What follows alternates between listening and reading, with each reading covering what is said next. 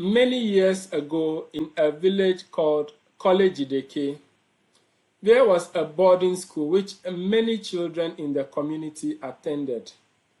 The school authorities didn't want parents to be visiting their children every now and then, as this would distract their academic work. And so they restricted them to a once-in-a-term visit. This meant that they couldn't come to give money or other items to their children as often as they wished. But the school had approved a trusted money courier by name Afoganyo.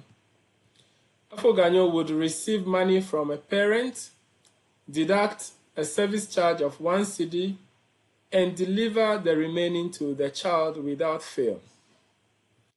The principle underlying Afoganyo's operation is a simple polynomial function f of x equals x minus 1, where x is the amount of money given to Afoganyo by a parent, and x minus 1 is the money he eventually delivers to the child.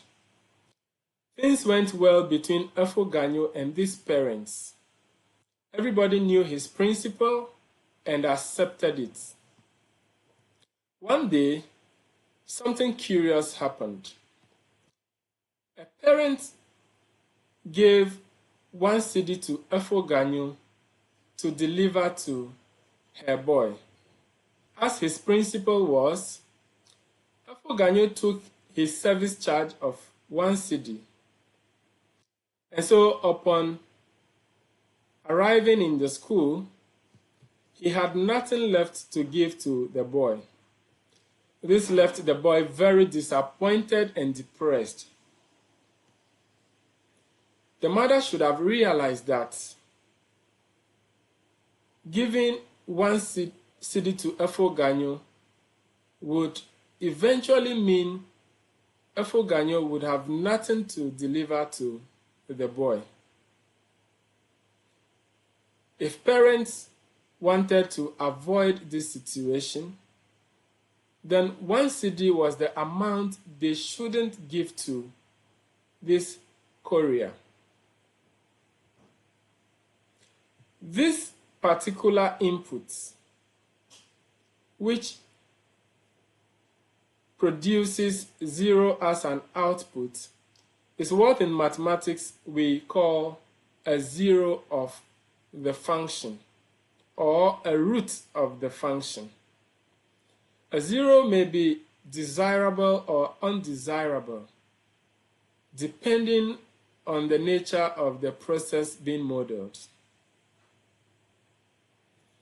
Zeros are therefore significant in our study of functions because they mark special points in the process. For example, in business, a zero profit indicates a break-even point. And here it is important to know which expenses will make the business break even at least. It is better than a loss.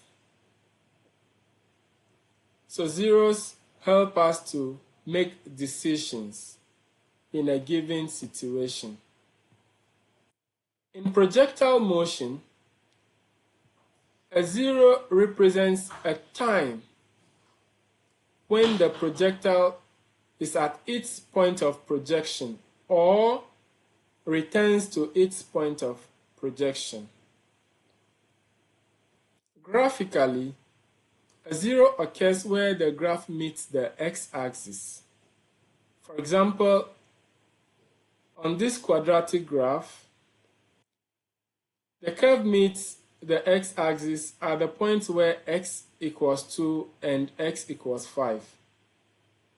And so 2 and 5 are the zeros of this quadratic function. While some functions have 1 0, some have 2 zeros, and some have 3 zeros, and some have more, some functions do not have any zero. An example is this quadratic function, x squared plus 1. Thank you for making time to listen to this presentation on a zero of a function.